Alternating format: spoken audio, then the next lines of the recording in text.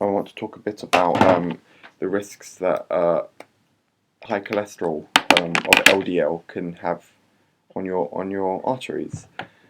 And the main thing is what I've just previously said was it increases the risk of atherosclerotic plaque formation. And what this means is it can form little plaques in your blood vessels, and the areas that you need to sort of worry about are the heart. It can cause something called coronary artery disease. What this can do is it blocks the blood flow to your heart, and this can lead to angina, which is the pain that you get while you're walking, and people say it classically causes a chest pain which radiates down your arm, up your neck, and this is essentially your heart not getting enough oxygen. And because of the weird innovation the heart has, it can refer to these areas. However, if you continue to abuse your body in this way, the plaque gets thicker and thicker. The heart gets less and less oxygen, so you get unstable angina, whereby you get this pain without any exercise, and this can eventually lead to myocardial infarction, also called MI, but everyone knows it as the heart attack. Okay. The other area that you need to worry about is plaque formation in the vessels in your brain, but also in this artery here called the common carotid artery or the internal carotid artery. And this essentially blocks blood flow to your brain. And if you let this continue, you can go on to develop a stroke, which essentially means that an area of your brain doesn't get enough oxygen, and your brain is highly metabolic. Your brain can go without oxygen for about 3 minutes before permanent damage occurs. And in the case of a stroke, you do have ischemia for a longer period than that, so you cause permanent nerve death in your brain. And this can lead to permanent neurological deficits, and it really does vary dependent on where the plaque is in your brain. So I won't go through that. That's an hour's talk in itself. But the fundamental thing is that it can lead to permanent neurological deficits, whether it be motor, so you can't use your arms or legs; sensory, whereby you can't feel; visual. There's so many that it can cause. Another area that you need to think about are your eyes. So, they sort of tie into the brain vasculature, obviously, but what they can lead to is something different.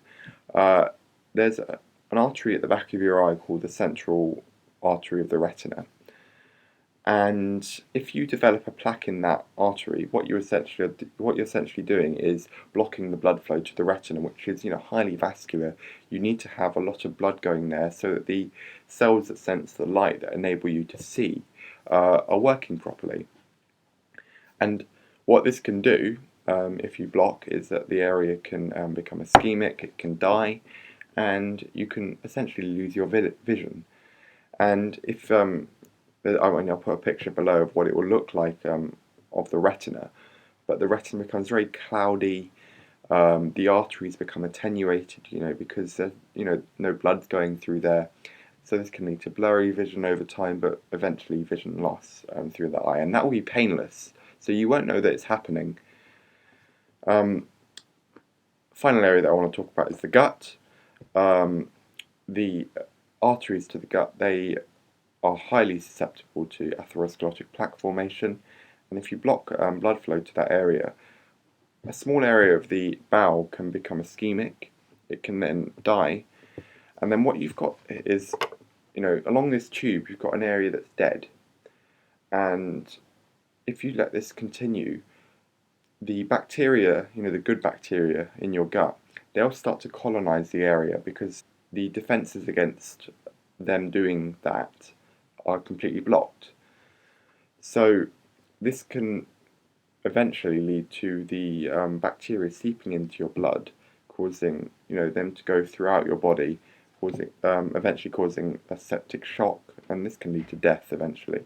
So if you've got a dead piece of bowel, you need to go to surgery to have that area of bowel removed, because the risk of gangrene and sepsis is so high. The other thing that I alluded to was an increase in blood pressure caused by obesity, and this in itself has many tie-in links to the effects of atherosclerosis, and this is because High blood pressure in itself can lead to atherosclerotic plaque formation, and the reason for this is if you think about your blood as the hollow tube that it is, blood is going through it, and normally this is quite smooth, so-called laminar flow, and at normal blood pressure, the walls can handle it.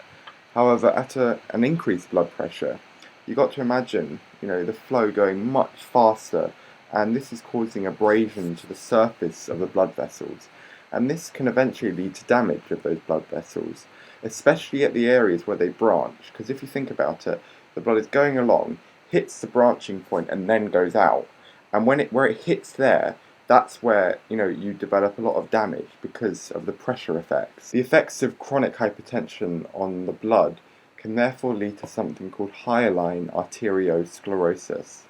Hyaline is a type of cartilage, and arteriole are one of the smaller arteries that as it's branching along, and these arterioles essentially they control blood flow to your tissues because they've got a lot of smooth muscle in their walls, and sclerosis just means hardening. So what you're left with is cartilage hardening the arterioles, as a fancy word for it. And this essentially narrows the lumen of those vessels, and combined with the effects of atherosclerosis, you're left with a very narrow tube to allow the blood to get to the tissues. And this can lead to ischemia of all the areas that I've mentioned previously, your heart, your brain, your gut, etc. But one of the other areas affected are your kidneys. And your kidneys are highly vascular. They receive about 25% of your cardiac output. And the reason for this is quite understandable. They filter your blood, they reabsorb the blood, and they get rid of any toxins that might be in it. They also maintain ion balance in your blood, the amount of acid in your blood, the amount of base in your blood. So, their function is known to be very important. So they need to receive a lot of the cardiac output. However, over time, if you have high blood pressure and you develop this hyaline arteriosclerosis, the kidney doesn't receive enough blood, so it undergoes a fibrous change. Fibrous meaning, a lot of cartilage is laid down, and this can lead to something called benign nephrosclerosis. Benign meaning it's not a malignant process, it's only really confined to the kidneys. Nephro meaning kidney, and sclerosis meaning, hardening or deposition of the cartilage. And this can lead to your kidneys becoming very small, and this occurs bilaterally because the effects of high blood pressure are systemic. They're going to affect all of your blood vessels, and because they're full of all this cartilaginous tissue, their function is severely impaired. And so what you notice is that the function of the kidneys is slowly deteriorating over time. And they're trying to compensate for this. However, by the time that you develop this benign nephrosclerosis, it's completely irreversible, and you've got essentially chronic kidney disease leading to end-stage renal failure. And what this will mean is that your kidneys won't be able to perform their function of filtering the blood, and you'll have to rely on things like dialysis to do that for you, and you will then have to consider things like kidney transplants. So, those are the key areas that I wanted to highlight behind the long-term effects of binge eating disorder. And they're not little areas. They are life-changing things that can happen to you. And I guess the final thing that I can say is that people who have binge eating disorder, they end up spending a lot of money as well. And I know this, you might think I'm joking, but I've known people who are bulimic, who have had binge eating disorder, and they have burnt through so much of their cash that they've actually had money problems, because they're buying massive quantities of food which they're consuming. And in the case of bulimia, they're eating massive quantities of food, subsequently vomiting it up. So they're not even getting the majority of the nutrients from that. So they're having to buy these massive meals on a regular basis. So yeah, these are the areas that I wanted to highlight. If there's anything I've missed out, please let me know, and I will proceed to make another video. But for now, thanks for watching.